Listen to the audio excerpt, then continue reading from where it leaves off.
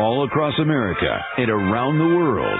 This is Veterans Radio. This is Veterans Radio. Welcome to Veterans Radio. I am Jim Faunce. I'm the officer of the deck today. We've got some great programs for you. I think you'll find very interesting. We always want to remind you, you can find more about Veterans Radio at its Facebook site or by going to veteransradio.net, where we're on the web 24/7. You can find a lot of our podcasts there as well.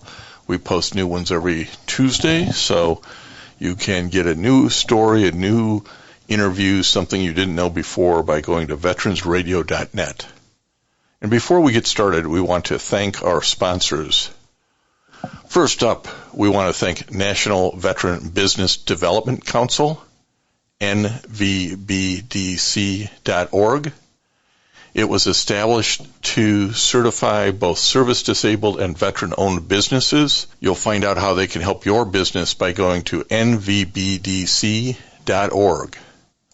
We want to thank Legal Help for Veterans. Legal Help for Veterans fights for veterans' disability rights all across the nation. You can reach them at 800-693-4800 or on the web at legalhelpforveterans.com. We also want to thank our latest national sponsor, Veteran Lending Council. It is a community dedicated to educating lenders, realtors, and veterans on the VA Home Loan Benefit Program. You can check them out on Facebook and other social media outlets. We're going to start off today, really because this has been so much in the news. We've talked about it once before with one of our guests, but I want to talk about urban warfare and more specifically about what's happening in Ukraine and how that's kind of rewriting the rules for urban warfare. So we're going to talk to Army Major John Spencer, retired, who's a professor and educator in this space, has personal experience, and is going to give us some insights into kind of the rethinking and what's going on in urban warfare. We want to welcome to Veterans Radio John Spencer. John is a U.S. Army Major retired. He is the chair of the Urban Warfare Studies at the Modern War Institute at West Point. He is a world's leading expert on urban warfare. He's got a new book coming out called Connected Soldiers, Life, Leadership, and Social Connections in Modern War. John, welcome to Veterans Radio. Well, thanks for having me. What an honor. Well, we're thrilled to have experts like you come on. You have over 25 years worth of Army experience, and you've done a couple of combat tours in Iraq, both as an infantry platoon leader and a company commander. So we're bringing somebody to Veteran Radio listeners here who has on-the-ground experience and is a bit of a brainiac. You know, so John, use simple words so that I can understand them. I'm an old infantryman. It's going to be very simple. Well, that's why we have the sound pushed up. You can't hear anything. Yeah. So let's start with this.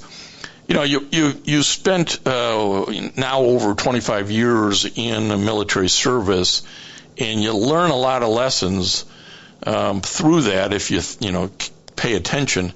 And that's kind of led to some views that you have on how to effectively build teams in ways that overcome distractions. Tell us sort of, hey, why did you have to write this book? Because it takes a lot of work. So, there was something itching in you to get out. Absolutely. So I wrote the book over years. It took me a while to write it. And it's really a memoir of comparing my time in 2003 as I was a part of the invasion in Iraq. And when I went to war, I jumped in a part of the 173rd out of Italy. It was very much what I thought war would be, a band of brothers experience, not connected to the to home. You're writing letters on cardboard. You're forming these bonds, which you like you said, I'm a geeky academic, so I weave in kind of the history of war that we know and why soldiers fight. And the overwhelming answer through studies of many armies and many wars is that they fight for the people to their left and right. Well, as I joined the Army as a kid out of high school, and I quickly learned that is absolutely true. And then I went to combat and I learned like all the things that we believe in the books and the reading the movies. It's all true about forming these cohesive small teams to where soldiers are willing to die for each other because they're friends and they love each other. But what I also learned is that doesn't just happen. So it's actually, the research shows that, like I experienced, that happens when you not only experience hardship together, but you spend a lot of time together. So I went back to war in 2008 for another combat deployment, and the world had changed, not just the war in which I was fighting. So as Baghdad was unraveling in this civil war, but we were all connected to home. Writing letters was gone. Every night you could come home from whatever had happened in the battle or on your daily patrol, and you could reach back to home and talk to your loved ones and your families.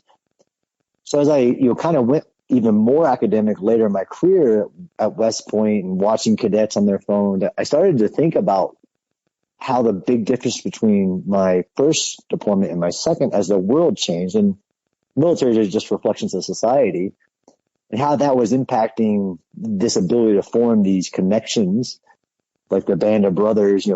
If you're spending more time talking back home, but you're also learning about home unlike you could before, and home's learning about war like we all can do now. Like in Ukraine, we can watch the war in real time. And it really culminates for me as military families experience military service with their service person. When I retired in 2018, I stayed home with our 3 kids, and my wife went off to war. So now I was on the other end of that. So that's 10 years later. 10 years after your second tour in Iraq, and you're going, wow, social media, this, telephones and smartphones, and the world's really changed. How does it feel 10 years later when you're the person at home, the anchor at home? Yeah, so I tried to approach it, and this is the kind of the comedy, of course, I, thinking I knew better, wanted to protect my wife from all the stresses of home. And my wife, being the super soldier that she is, she wanted none of that. She wanted to know everything that was happening at home, every trial and tribulation of small kids and whatever it was. And I was trying to... Let's face it, she didn't trust you. Yeah, right? And I dealt with this as a company commander, right? So I would never have imagined being at war and then finding out, that a soldier's girlfriend is overdosing on medications and he needs to stay off the patrol to deal with it, because there is this immediate access to what's going on at home. That's the world that we will fight wars in the future. And we're only seeing on steroids in the Ukraine today is this, that the line between home and front, or the battlefront or war, whatever word you want to use, is gone. There's no divide between the population, the families, and the soldiers fighting the wars for whatever reason that we're fighting. That's really, in a nutshell, what your writing and thinking this through has brought you to, which is that line's dissolved, hasn't it?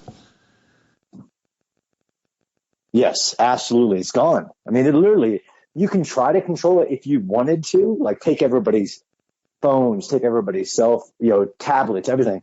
That's just not the way the world works anymore. There's more, in Africa, there's more cell phones than there are toilets. It's just not the way the world is today. So there's the big question for you as a both military leader and an academic thinking about this is, how do you overcome that distraction so that it doesn't impact the team, whether it be in business or worse in the military where it's life and death? How do you overcome the distractions?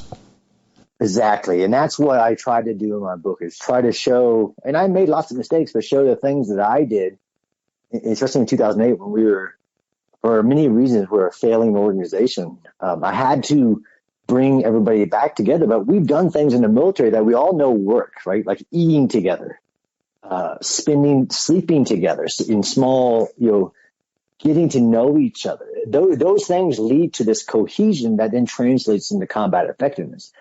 Now, where the research gets kind of wonky is that there is a difference between task cohesion, as in the whole group agrees on what the job is, and we can only do it together. And we only accomplish it if we do it together. And some people will say that task cohesion is more important than social cohesion. Like, I got to love you, I got to like you, in the military, I think that's reversed, but they're both important. So as a leader, you had to identify priorities, and this thing about cohesion had to be one of my top priorities in everything that I was doing.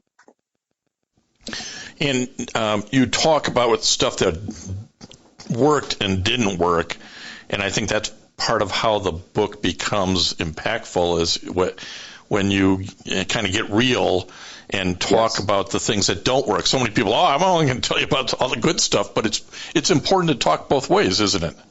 Absolutely. You have to, I think I appreciate that was the point of doing this through a memoir, through my own experiences, on showing my mistakes, showing the real world challenges. I didn't want to romanticize everything. I wanted to put it all in there.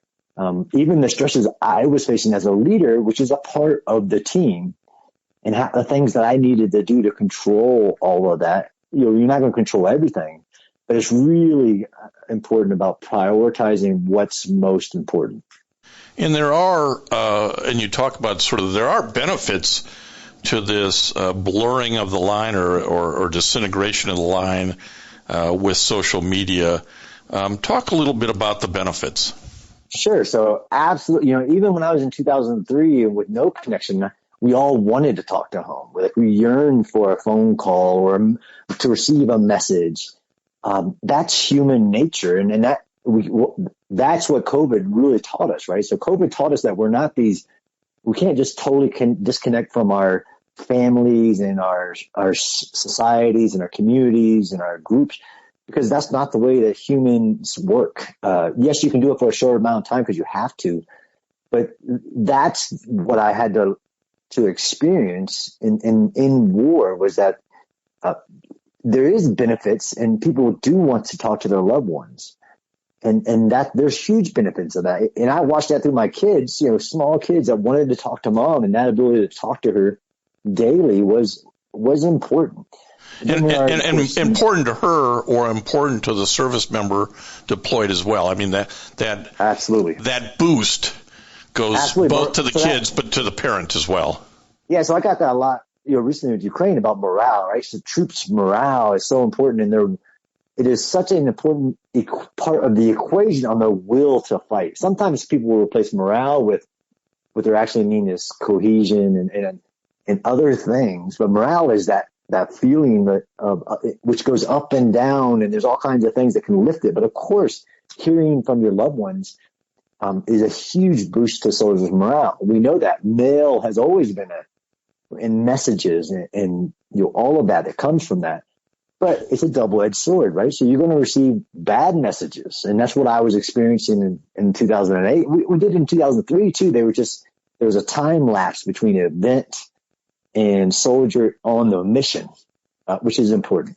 But this is a challenge for, I think, everybody in it, right? So whether you're a pro sports team and you're trying to give a motivational speech in a locker room and somebody's on their cell phone, there is an aspect of knowing when people are in their virtual environment and when they need to be connected. In order to form the connections that matter most, there are moments when, we have to be together as a team in this family at this moment. Yeah, I think that's an important point to drive home to folks, that, there's got to be time for both, but there is time when you just have to put down, turn over, don't look at the smartphone and the social media.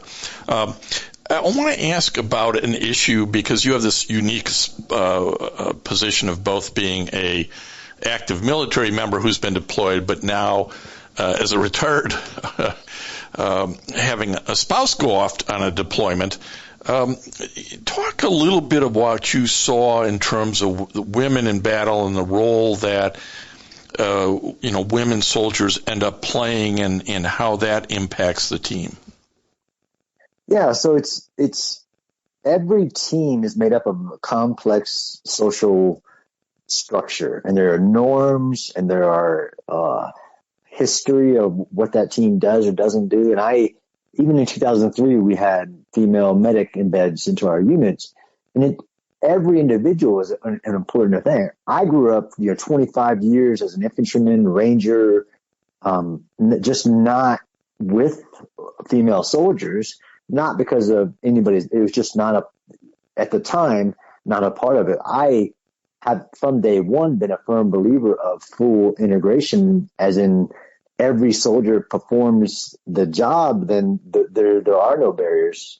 I taught at the U.S. Army's Ranger School, and the amount of female soldiers that have made it through that school and have proven themselves to be extreme warriors, I would fight with them any day. But now, of course, being a retired guy, I'm watching my wife. We actually met in combat. We met in Iraq, and then later, dated and everything. But it is complex, just like any organization that has long-standing beliefs and all that. But that's why leadership is so important, and it has been from day one.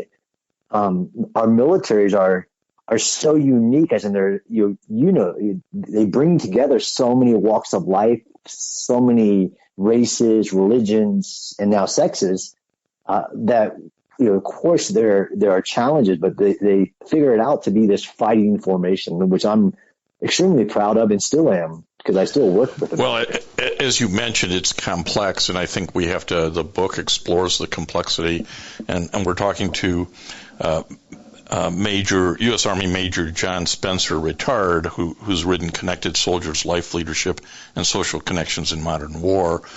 It's coming out on the Potomac book imprint. It is complex, John, and we can't expect a single answer to solve all these problems, whether they are teams in the military or teams in the business world. And I think that's it. That complexity is also what makes you a overall better organization, isn't it? Absolutely. Diversity in thoughts, in experiences of that individual, if it's problem solving or you name it, absolutely, it makes you even more powerful. When you're, just like I talk about in the book, the world changes, and so does organizations have to change. You can't hold on to everything, and some things you have to remember why you're doing them.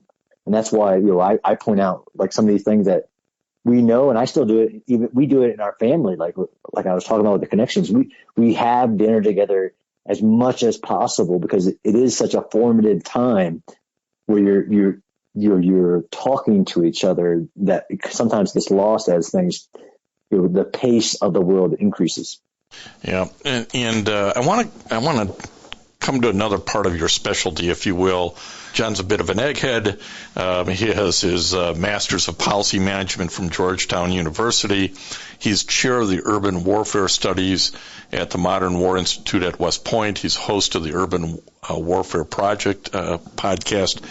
So, John, you mentioned a little bit about Ukraine and how we're watching some of this play out in real time, and it has a lot of impacts and connections to your work and studies, including that cohesiveness and the morale and the social media influence, and how it relates to motivating the Ukraine troops in a different way than it's motivating the Russian troops. So as you watch the nightly news and what's going on in Ukraine, as somebody with an emphasis on urban warfare studies, what lessons are we learning? Wow, there's so many, because this is the biggest thing since World War II that's ever happened. The biggest battles, the biggest war on multiple levels. It really is the biggest thing since World War II, and threatens the global international order. As an urban warfare scholar, student, researcher, so I just returned less than 2 weeks ago from going into Ukraine as a, egghead, as you say, to study the battle. I'm smiling when I say that. It's with respect. I'm just trying to relate. I'm relating to all the enlisted guys for you. Yeah. I started off enlisted. I mean, I definitely, I went to talk to the fighters to understand how this very small force that was only supposed to last 3 days in the biggest battle for a country that's happened in a very long time in Kyiv at the beginning of this war, how they defeated Russia, right? They're one of the biggest militaries, supposed to be so powerful. I think that role of morale and information, access to information was critical, because it was less than a brigade, less than 3,000 actual military forces were in this capital city of over 3 million at the time Russia invaded. And Russia came hard, they came fast. But in the urban terrain, there are so many advantages to understanding the environment. It's being your city. And what the Ukrainians did was, every civilian that was of able body or had prior military service grabbed a weapon, which they had established a system of kind of like an armory within communities, grabbed the weapon and met the Russians in their streets. And there are things they did that were very interesting, and I'll write about them now, like flooding their own rivers and blowing their own bridges so that they would funnel the Russians into these kill zones that then would be met with not just a few Ukrainian military forces with nice weapons, but they'd be met with hundreds of Ukrainian civilians. So there's a bunch of smaller battles where the Russians just get destroyed, but through motivated military and civilians willing to fight for freedom, not to live under dictatorship. Well, I think the interesting parts of the kind of the social media and the electronics part is how this guy, this comedian who became president, is putting out daily messages from, I don't need a ride, I need bullets. You name the quote that are like Churchill, George Washington level inspiration, which is great, but then it gets fed to millions of people through their cell phones. I mean, there's a battle in Ukraine called the Battle of Mariupol, which is almost like our Bastogne with the general answering nuts to the Nazis. They were able to talk to the president almost every day in this besieged city for 2 months. That's the level of kind of change we see, this ability to dominate information and motivate your troops, not just with messages going down the chain of command like we're used to, but these messages like Snake Island. As a kind of an academic, I know that sometimes these stories and these messages are more important than bullets to raise your troops' morale, to keep people fighting. And that's what we've seen. Really, the Ukrainians taught the Russians a masterclass of what Russians used to be good at, which was information warfare. Well, and as a sort of an artillery guy, you got to be watching this and saying, the Russian approach to use of its artillery and its view of urban fighting is blow up every damn building in town, much different than what kind of occurred in Iraq and Afghanistan, where it wasn't complete destruction, it was more block by block. There seems to me, at least, like a big difference there. Huge difference, yeah, absolutely. I mean, the huge difference is that Russia, which is it's just crazy, will not follow a single law of war. I mean, from complete genocide of prisoners of war, from grabbing civilians off the street and tying their hands, but absolutely in their approach to urban warfare. And they just captured a city this week, a city of 100,000, and they destroyed 90% of the buildings. That's historic, because they will bomb with no care to if there's even possibility of there being enemy in those buildings, which is not with the laws of war that we follow, the U.S. military. Although, all wars, there's no bloodless war, and it's very destructive in urban terrain. But I can tell you, we were shooting at enemy forces, like confirmed locations. Well, Russians will really do things that we said never again, like carpet bombing. They're actually targeting civilians to cause the other side to have to deal with civilian casualties. Like, taking a theater with kids written in giant letters all around the theater, and then they bomb that theater just to cause a catastrophe for the people they're fighting to deal with. Yeah, it's unique, disturbing, informative that we're watching this in real time with drone coverage and all sorts of things, so you can actually watch it for yourself and instead of being maybe filtered by what the media wants to show you. I suspect that you're going to have to rewrite the syllabuses at urban warfare studies in the coming years after all of this, John Spencer. Yeah, absolutely. I mean, so we're a part of this fight for sure. I mean, this is a fight for democracy, but Russia's also showing all its cards, right? So, of course, everything's going to be updated. Russia isn't as strong as we thought they were in all kinds of capabilities, from electronic warfare to robotics to artillery. So, yeah, of course, we're going to rewrite. But as an urban guy, I also say this is the strongest point in modern history where all roads lead to urban. Where are they fighting over? The urban terrain. We better get good at urban fighting against people like this evil regime. And protecting urban areas. I think that's maybe where the big miss is here. There's maybe not enough protection around urban areas. Yeah, absolutely. I mean, the best offense is a good defense. Well, we're glad that U.S. Army Major John Spencer, professor, thinker, chair of the Urban Warfare Studies, has had a little time to talk to us here on Veterans Radio. I think you've given us insight into this change on social connections as well as sort of what you're seeing out of Ukraine. John, I really appreciate the extra time that you've given us. If people want to know more about what you're thinking, what you're writing, where you're going, what's a good way for them to stay connected with you? Sure. So that's ironic. My book is called Connected Soldiers. But yeah, to stay connected with me, I have a website called johnspenceronline.com. I'm big on Twitter as at Spencer Guard, and really all over the social media, which is ironic because the book's about right. that. Well, it all ties back together, and I'm glad we could do that. John, again, thanks for spending a little time with us today. Thanks so much.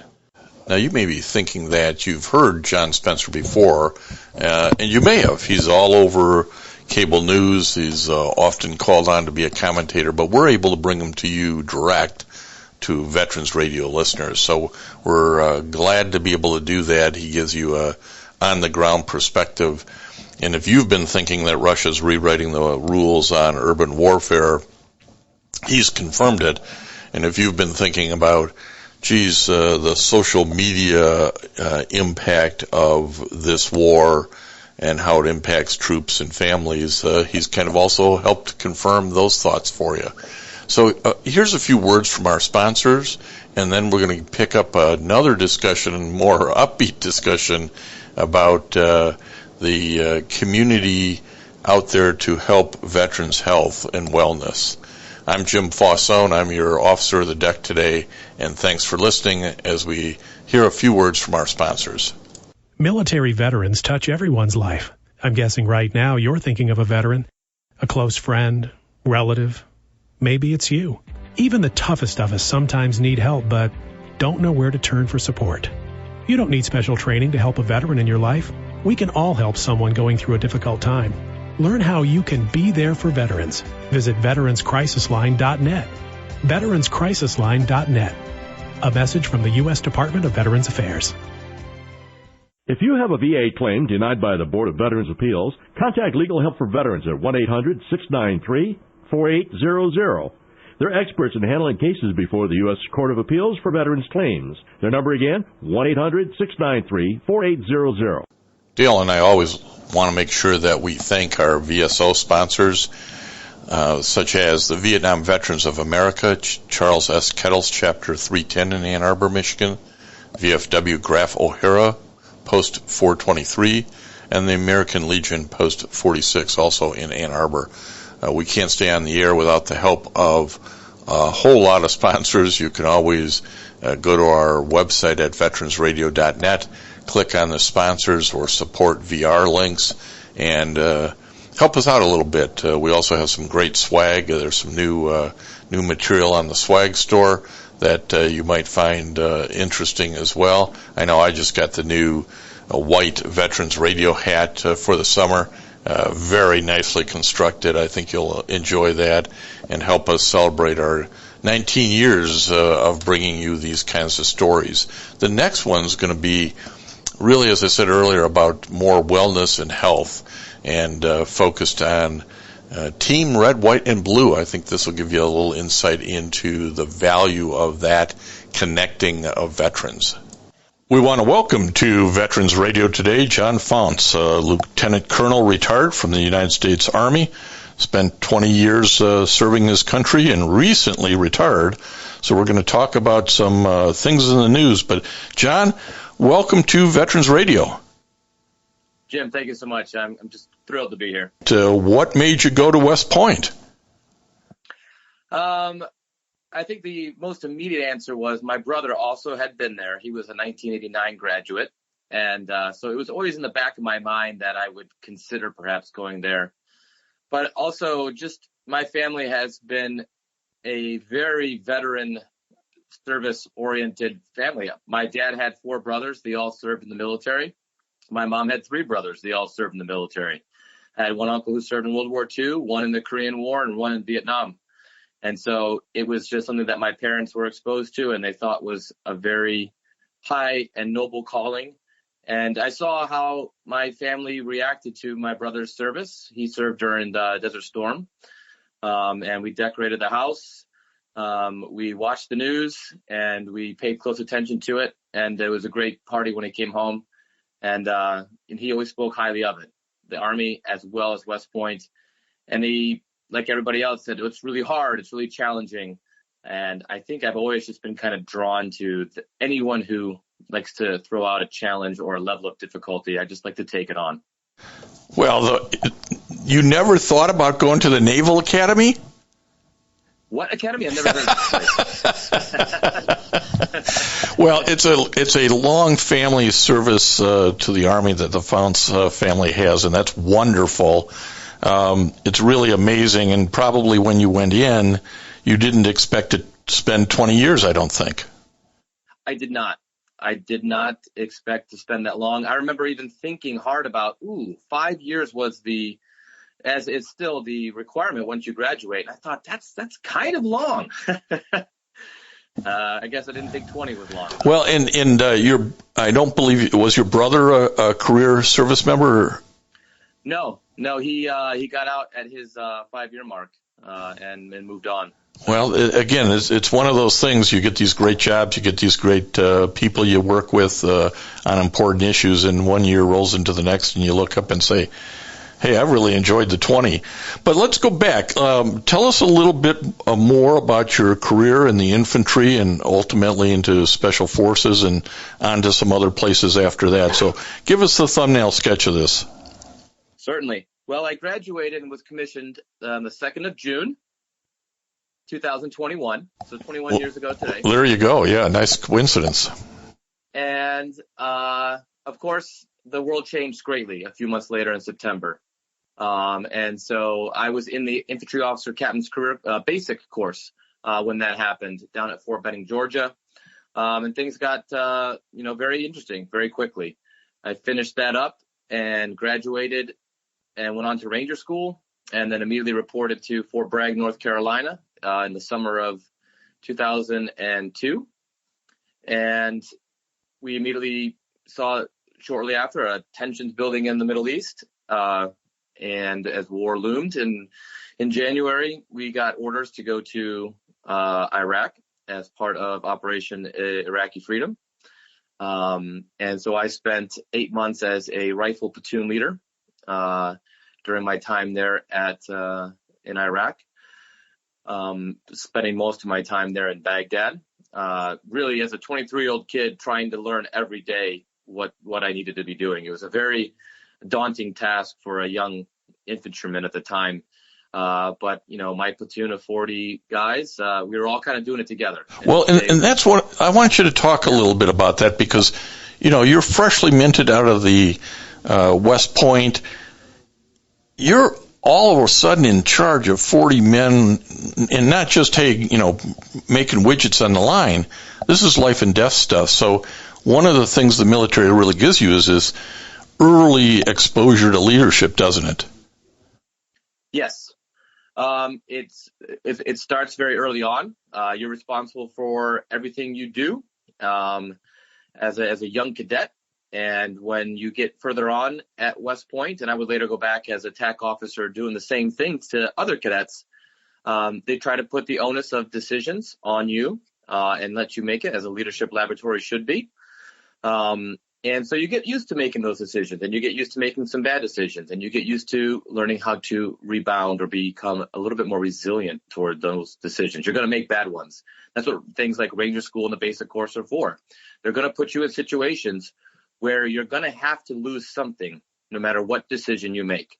There is no perfect answer in these scenarios, because in those kind of situations, you got to sometimes have to figure out amongst all the chaos, how to get out of the situation or how to get out of this environment as best you can. And I think everyone knew that, and everyone knew that there was a lot on my shoulders as well as theirs. And I think it fostered a lot of open communication. We were light infantry, but you really couldn't do that in Baghdad in order to cover down on our sector. So all of a sudden now we have vehicles. And we hadn't really even trained for that. I mean, the vehicles were just things that took us to the forest so they could drop us off before it started raining. And here we are trying to figure out new SOPs, new ways and TTPs to operate as a light infantry unit with vehicles inside an urban environment. And so I think just the openness that everyone had about we've got to put our heads together to figure out the best way to do this really built some trust amongst us and my squad leaders. And it was a daily occurrence. We sat down every day and just looked at ourselves and say, hey, how are we doing? We're doing good? All right. Anyone think we should be doing something different? And it led to some good conversations. Well, you had multiple overseas assignments. So you were in Iraq, and I think it was 2003 and 4 overlapping. Tell us the other two that you had. There was a second deployment to Iraq during their first elections, which was a very interesting time to be there, to see them go out and vote for the first time to set their destiny. I also then would transition over to the Special Forces in 2005 and went to 3rd Special Forces Group out of Fort Bragg, North Carolina as well. And we did a trip to Tajikistan, training their border guards. They share a border with Afghanistan, and the opium was being transmitted between those borders pretty porously. So we were training up those individuals. We had 534 Tajiks with us, and just teaching them some border patrol maneuvers. And then 2009, my detachment, my Special Forces 12-man detachment, went to RC East and partnered with the Afghan Commandos. There was only 6 Afghan commando units in the entire country, and we were fortunate to get one of those. And they were tapped for the better training, better pay, and the more hazardous duties and missions. So we did operations all throughout RC East, which is the entire eastern side of Afghanistan. Pretty good. John, for those who might not understand what Special Forces means in the Army, can you give them an explanation here for Veterans Radio? Sure. So the United States Special Forces is the only unit authorized by Congress to conduct unconventional warfare. And we focus there a little bit on building up other nations. And what we were doing in Iraq and Afghanistan is what we call FID, which is Foreign Internal Defense.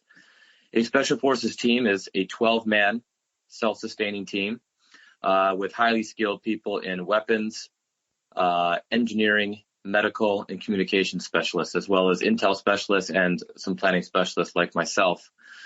And doctrinally, we're supposed to be able to train up to a battalion-sized level, which is why we had so many Tajiks and why I had an entire battalion of Afghans. And our job really is to work ourselves out of a job, as we say. We try to train them up to do their own planning, train them up to do their own rehearsals, equipment maintenance, logistics, and hopefully as we continue to build them up, we can take a lesser role back. That's our goal. We try not to be the face of the operation. We really try to push them forward and keep them in front. And it takes some specialized training to have that kind of patience, because sometimes you want to do things yourself, because it might be the easiest way to do it. But a special forces team is going to build up over time those skills inside that unit so that they can walk away one day and no longer be needed, hopefully. Well, and this fits into a little bit of what your areas of study were. At West Point, you obtained a degree in psychology, and you also graduated from Columbia University with a master's in organizational psychology in 2011. So this whole thinking about it and how to motivate people and organizationally and the psychology of all of that was sort of fit right into your role in these assignments, I would think. Yes. In fact, it was President Eisenhower who was instrumental in bringing psychology and a few other disciplines to United States Military Academy when they were not existing. And I think he, of course, understood greatly the impact that leaders can have just by their presence and just by understanding who you're leading. The emotional intelligence perhaps was not necessarily always a well-defined term early on in those days, but he did a lot to push that. And now all the TAC officers that go to help train these 4,000 cadets at the United States Military Academy get that degree in organizational psychology through Columbia. They have a wonderful partnership and huge support. But that's because the entire goal was to help these individuals, again, make their decisions on their own and take ownership of those decisions. But each decision affects people so much differently that you've got to kind of have that flexibility and patience to understand that you're dealing with a different person and trying to meet them at their level of how they understand it, and to push them and find where they don't understand themselves, but to give them the support to go ahead and make those decisions and learn from them. I'd like to change the subject pretty much completely here, John, if you don't mind, and turn our attention to what you're currently doing, but there's a lot of back history to how you ended up here. And in that regards, John is now in his civilian life. He has joined Team Red, White, and Blue on their staff as a special events manager. And remember now, John graduated from the military academy at West Point in 2001. He picked up his graduate degree, his master's in organizational psychology in 2011. But he also has connections that with the founder of Team Red, White, and Blue. So tell us a little bit about Team Red, White, and Blue. Let's start there. Absolutely. Team Red, White, and Blue is a national nonprofit forging itself to become America's leading health and wellness community for veterans. It was started in 2010 by Mike Irwin, who had been the intel officer while I was serving in 3rd Special Forces Group for my battalion. And then he left to go to grad school in 2009 at the University of Michigan, and Team Red, White, and Blue has actually filed for paperwork right there in Ann Arbor. And Mike had experienced, the transition of he came straight from Afghanistan to the classroom. And there's a cultural shock. There's a cultural shock. Yes. And, one of the things I remember him telling me is 2 weeks before the class he was in, he was, doing intelligence reports for people going into hazardous areas. And then sitting there in the classroom, and for people to not, in his mind, to care as much about Afghanistan as he was caring about 2 weeks ago was making him frustrated and almost making him pull away from these people. And he realized that's the wrong way. I need to go toward these people. They're not doing anything wrong. They don't have the same kind of experience, the same kind of knowledge, the same kind of day-to-day interaction that Mike got to have or that I got to have. I experienced the same thing in 2010 when I left and went to Columbia. I'm sitting there in one of the early days when someone says, "Oh, you're one of the individuals from West Point," and they want to talk to you about Afghanistan. And you want to come at it purely from a military standpoint, and she's coming at it purely from a diplomatic standpoint. And I'm realizing that I've had one lens of many on how to view this war. And she's got one lens. And how do we get that together? How do we share it? Well, in a good spot, in a good environment where we can build trust and build relationship, and also, work on community. And so initially, Team Red, White, and Blue's mission was enriching veterans' lives by connecting them to their communities through physical and social activity. Is to help people stay connected when they got out of the military. When you're in the military, you got PT every day. You got to wake up, you got to go, you're going to work out, and you got to be there. That's your job. when it becomes an option for you and you're trying to transition to a new job and you're trying to work hard, you got a new house, those kind of things can drop off. And we were seeing that a lot of people were sacrificing physical fitness, physical and mental well-being on the altar of transition, got to get this move made. And so early on, started developing chapters. I mean, right now we're at over 200,000 members, almost 200 different chapters through the country, where it's just a place for people to come, whether a quarter of our members are civilians. And it provided a wonderful outlet as a huge part of our mission is to connect those people that might not have grown up in the military. Maybe they didn't have brothers and sisters or uncles that served, but they have questions and they don't always know where to turn. And sometimes that can be a difficult conversation, especially around days like Memorial Day. Like, how do you approach that? Well, the best way to approach that is to do something together. Get out and go for a run. There's something very connecting about a 5K goal, a marathon goal, taking those steps, forward progress, and it just leads to conversation. And it just leads to, Mike would say exercise is the most underprescribed medication. These are the kind of things that we can do to let some things out, let off some emotional steam, and also at the same time doing it with someone who's going to hold us accountable. So that's kind of the early days. And what's sort of surprising to me when I went to the website, which is teamrwb.org, was the fact that 25% of Team Red, White, and Blue members are civilians. And it is that really shows this, while it's veteran-centric in a way for veterans of a maybe younger, more modern era to get together and do things like runs, but you're also drawing in that bigger community. Can you give us some more statistics? What percentage are men, women? What campaigns do they come from? Where are they spread out around the country? Yeah. So for our members, about 60% are a veteran. About 23%, a quarter are civilian. We still have about 11% active duty and 7% guard and reserve. It's about 60% male, 40% female. So, a higher female percentage than what you'd see in the military. So it really does kind of draw to both. 51% are Army, 19% Air Force, 16% Navy, 13% Marine Corps, and then another percent for Coast Guard and Space Force as well. So we got all representations from all our services. We have about 1,000 of those members are what we call Eagle leaders. They've, taken the next step to say, I don't just want to be a part of this organization. I have some more time or I have some more desire. I want to step up and be a leader. And that can be something as simple as, hey, I'm going to lead a run on Saturdays, or I'm going to be the guy who organizes going to trivia at a restaurant on Thursday nights and get everything together, get the table reserved, put the word out and get these people to come and join them and kind of just facilitate the interaction. And that's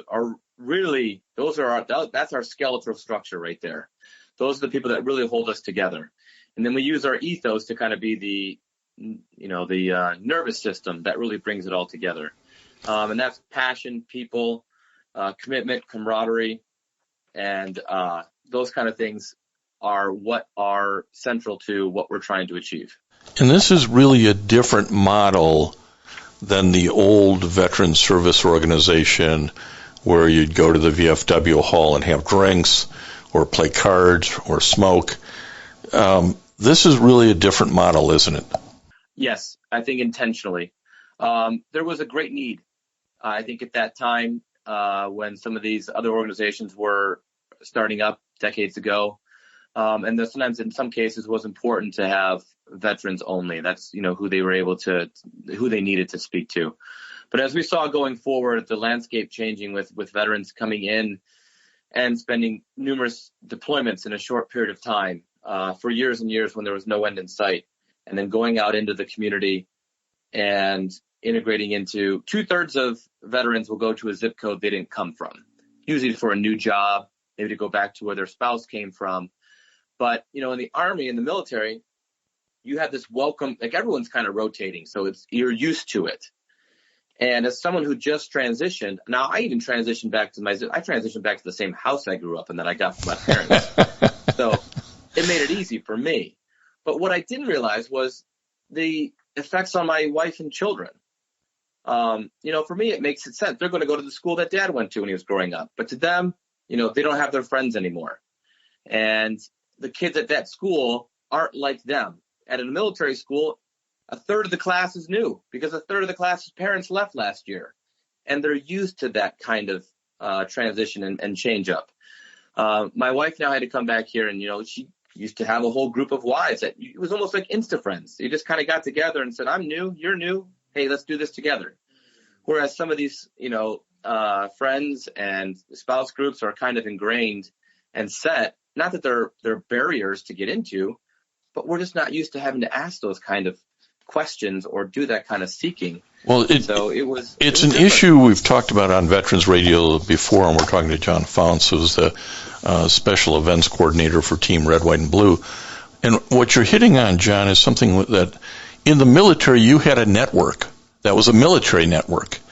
Now that you're out in the civilian world, or maybe in a new business, after you get out, you have to build a whole new network of people in that neighborhood, in that community, or maybe in that business industry that you're going into that you didn't have before because you spent 20 years in the military. And that's where Team Red, White, and Blue, I'm sure, helps keep a network together where you find people who have that experience in the military, but maybe also can become part of the network in the new community or in the new business. Do you see that happening? Absolutely. All the time.